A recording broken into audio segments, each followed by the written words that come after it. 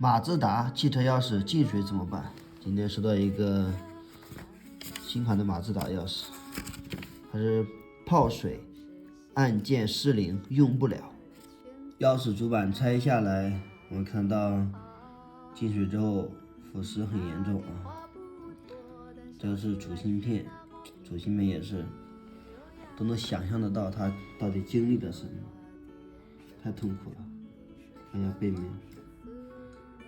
背面也是一路火花带闪电，把钥匙进水一定要早一点修。